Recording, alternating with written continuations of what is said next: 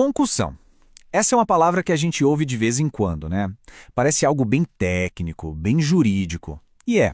Mas hoje a gente vai desvendar juntos o que de fato significa esse crime lá no artigo 316 do nosso Código Penal. É um ponto-chave, porque mexe com uma coisa muito séria: a confiança no serviço público. Para a gente entender bem o que é a concussão, nosso roteiro vai ser o seguinte. Primeiro, a gente vai direto na definição do crime. Depois, vamos fazer uma anatomia do delito, olhando cada elemento. O terceiro passo é entender quando exatamente o crime acontece. Na sequência, vamos comparar a concussão com outros crimes parecidos. E, por fim, claro, as penas e consequências. Vamos começar. Bom, vamos lá. O ponto de partida de tudo é a lei. Para a gente entender qualquer tipo de crime, não tem outro jeito. O primeiro passo é olhar o que diz o Código Penal. É a letra da lei que dá a base para toda a discussão. E aqui está o texto do artigo 316. Olha só. Exigir para si ou para outrem, direta ou indiretamente, ainda que fora da função ou antes de assumi-la, mas em razão dela, vantagem indevida. Parece uma frase só, né? Mas cada pedacinho aqui é fundamental. A palavra central, o verbo que comanda tudo, é exigir. E tudo isso acontece em razão da função. É a partir daqui que a gente vai aprofundar a análise. Então, agora que a gente já leu o que a lei diz, vamos fazer uma espécie de anatomia desse delito. É como desmontar um motor para entender como cada peça funciona. E entender esses elementos essenciais é o que vai permitir, de fato, identificar quando acontece a concussão. Vamos começar pelo verbo, que é o coração do crime: exigir. E veja bem, exigir não é pedir, não é sugerir. Exigir é impor, é determinar. É um ato de constrangimento, que se baseia no temor que o cargo público naturalmente inspira na gente. No direito, isso tem até um nome em latim: metus publicae potestate. Ou seja, é o medo do poder público sendo usado como arma. Ok, mas exigir o quê? A lei fala em vantagem indevida. E é importante notar que isso vai muito além de dinheiro. Pode ser qualquer tipo de benefício ou privilégio que não seja lícito. Pode ser um favor, um tratamento especial, aprovação num concurso, enfim. A lei é bem aberta aqui. Não precisa ter um valor financeiro direto para ser considerado uma vantagem indevida. E o terceiro elemento é o funcionário público. Mas o ponto-chave é que a exigência tem que ser feita em razão da função. É como se o agente usasse um uniforme invisível do cargo para intimidar.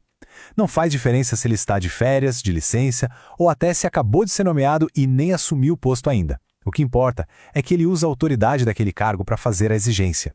Para ficar mais claro, vamos ver uns exemplos práticos. Pense na situação de um médico do SUS que exige um pagamento extra para realizar uma cirurgia, ou um delegado que exige dinheiro para, digamos, esquecer de um ato ilegal. E tem também o caso bem conhecido do vereador que exige uma parte do salário do assessor. Persegue? Em todas essas situações, a lógica é a mesma. O funcionário público está abusando do poder do seu cargo para conseguir algo. E aqui tem um ponto crucial: o elemento subjetivo, que é o dolo. O que isso quer dizer? Quer dizer que não existe concussão por acidente, sem querer. O crime só acontece quando a pessoa tem a intenção, a vontade consciente de exigir aquela vantagem indevida. Ela sabe o que está fazendo e quer fazer. Não cabe aqui a forma culposa, por negligência, por exemplo. É um ato intencional. Tudo bem, já entendemos os elementos, mas a pergunta agora é: em que momento exatamente o crime de concussão se completa? É quando a exigência é feita ou é só quando a vantagem é recebida? Essa diferença, como a gente vai ver, é super importante na prática. A resposta está aqui. A concussão é o que o direito chama de crime formal. E o que isso quer dizer?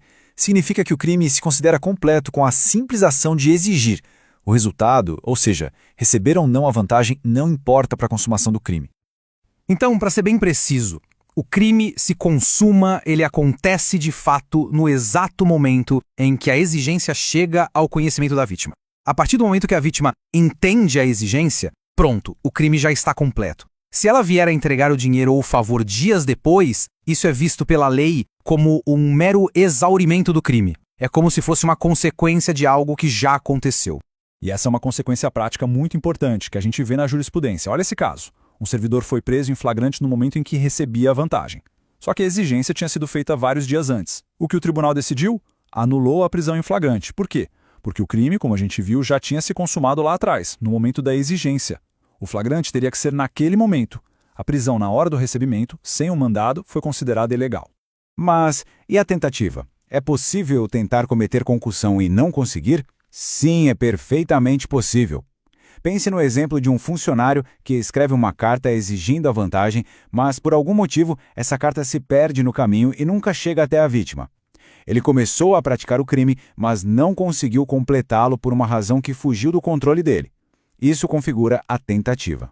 Agora a gente entra num terreno um pouco mais complexo. A concussão tem vizinhos muito parecidos no Código Penal, como a corrupção passiva e a extorsão.